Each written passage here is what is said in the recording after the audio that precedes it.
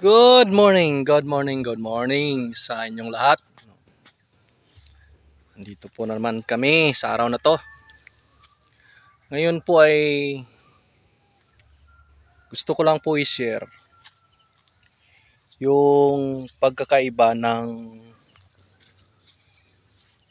mayroong plastic mulching at saka yung wala, no? So, ang pag-oobserba ko po ay mas maganda po yung resulta ng may plastic mulching. Napaka-advantage po, no? Kung titingnan po natin, unang-una, yung damo na kung wala pong plastic mulching, ito po yung damo na yan, ganun din po kalago dito sa puno ng ampalaya. So, isa na po yan na advantage na mayroong plastic mulching. Kasi po,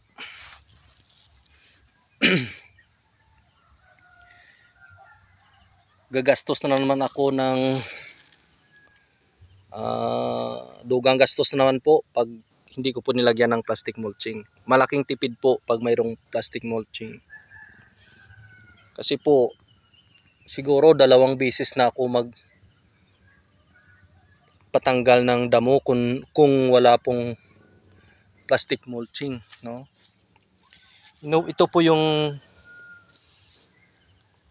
pagkakaiba. Kasi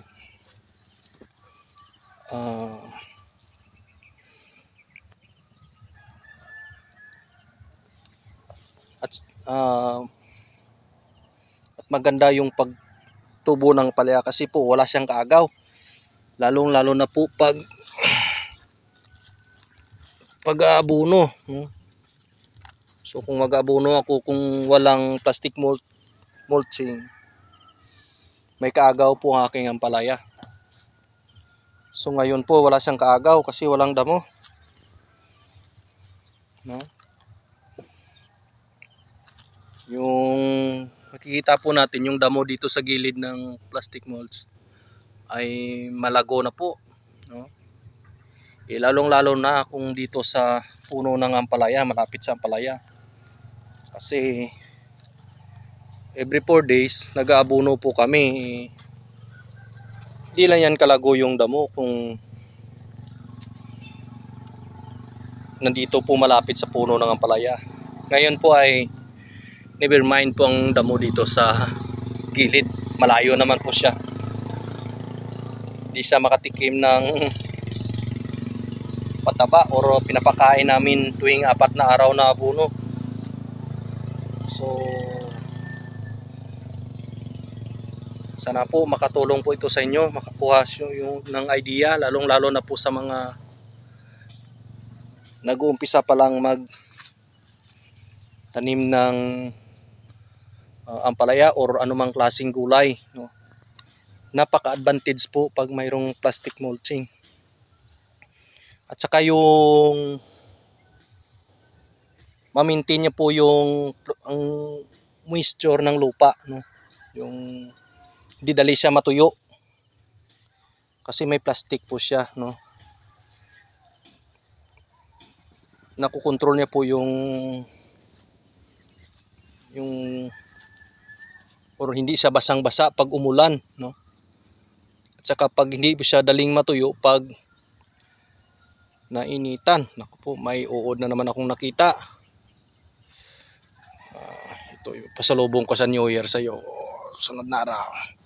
Tapos kang uod na. Yan po, no? Napaka-advantage po pag mayroong plastic mulch, no? At saka yung abono hindi sa dali mag-evaporate, no? Pag sinikatan ng araw, hindi sa daling matuyo yung lupa, puno ng ampalaya. Kasi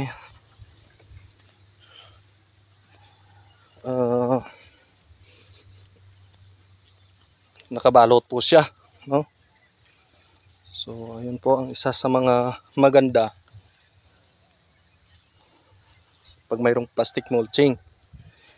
Sa una lang po yung gastos medyo magastos lang po, pero kung tingnan natin, kung gagamit tayo ng tao na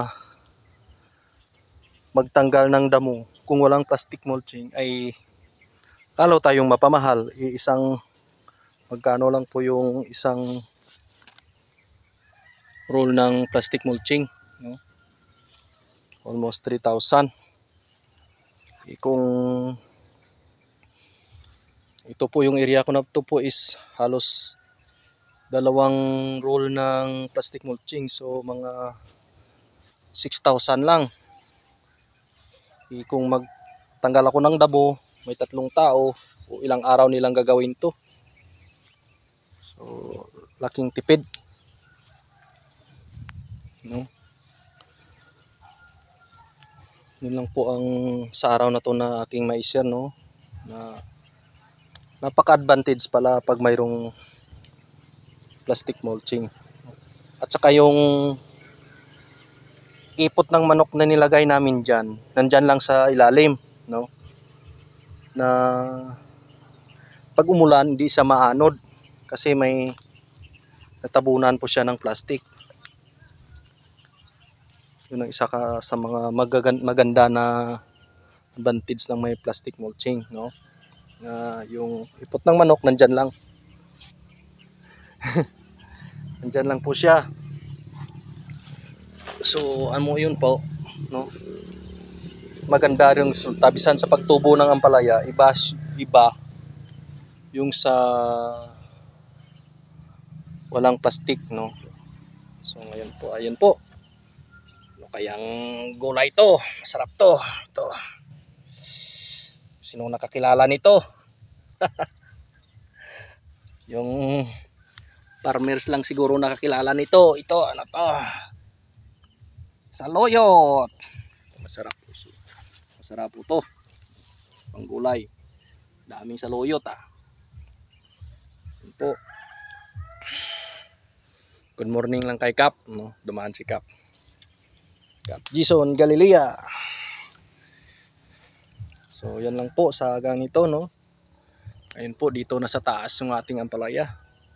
Praise God. So at saka nakikita ko po na ang ampalaya, ito pala yung pong edad pero laki na ng puno. Laki na. So yan po sa araw na to, no. Good morning po sa lahat. Advance Happy New Year. And God bless.